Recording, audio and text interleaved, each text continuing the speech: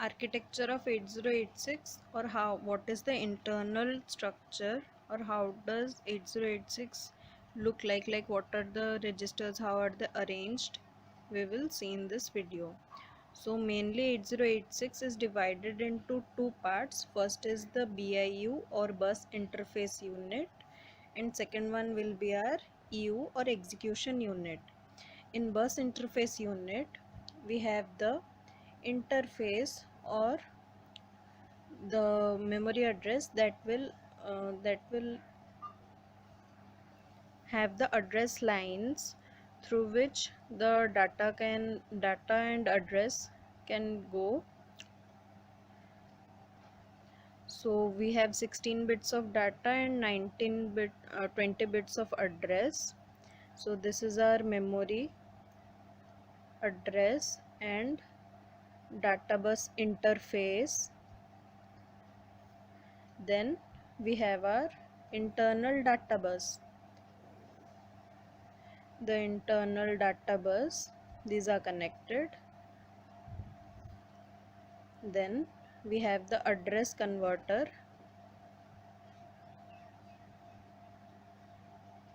and the registers.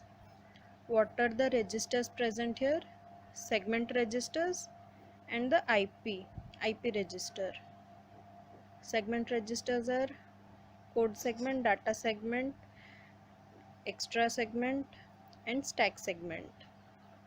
Next, these all are connected.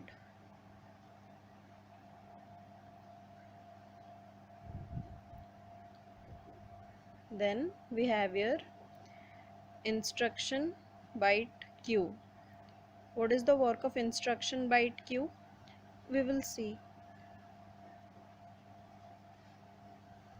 Then in the execution unit we have the same internal data bus from which we have our ALU or arithmetic logical unit, to which flag is connected, and these all are connected with the internal data bus, because from the internal data bus we will take the data and execute in the ALU, and then accordingly our flags will be updated.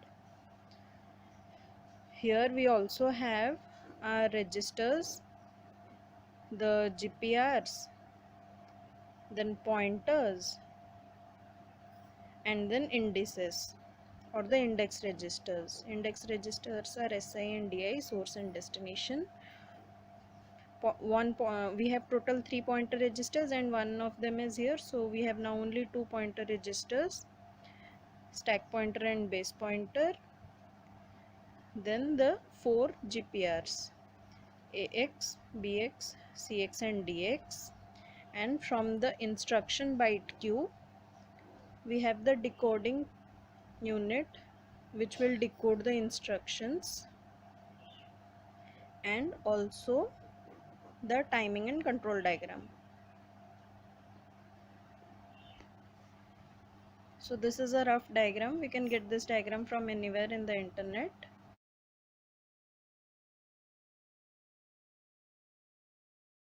And here the bus interface unit, this part is only for interfacing with the outside lines like the address and the data, which contains interface, this interface, and then address converter. What is the work of this? If we have CS, we will do CS into 10 plus IP to get the current instruction. This task is done in the address converter. Here the value of CS is shifted by 4 bits. Suppose we have shifted left, suppose we have 5000H, then it will be shifted left by 4 bits, which means it becomes this much, and then we will add the IP address. Suppose IP is 5000 again, so we will get our net effective physical address. We will get from here, and then accordingly through the internal data bus we will fetch whatever data we need from that address. That is the work of the address converter. We have here segment registers so that we can shift it left and then get the addresses. Then we have the instruction byte queue.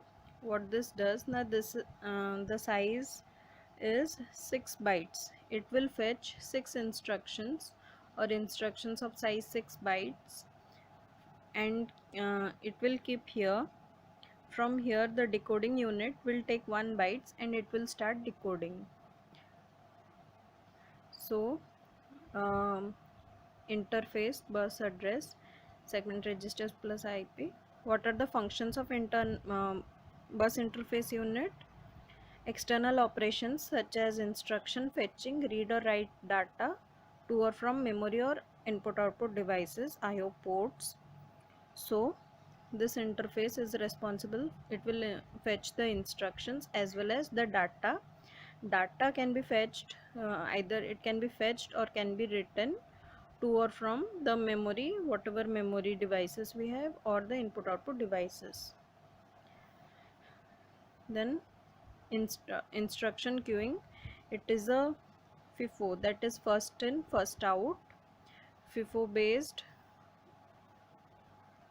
queue, so that it will speed up the program execution. How? We will fetch the instructions, we will keep it here, and then from here it will execute.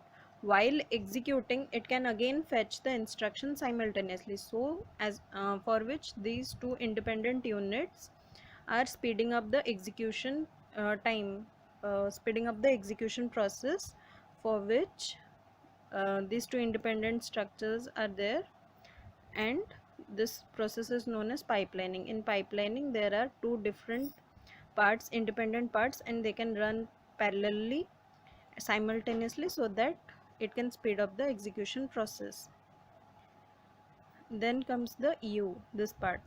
Here this part is responsible for decoding and executing the instructions, because we have here decoder unit, we will decode here, and whatever the operations are done, maybe arithmetic or logical, are done in the ALU. So for decoding and executing the instructions, it will read 1 byte instruction from the instruction byte queue. It will decode and generates address if needed.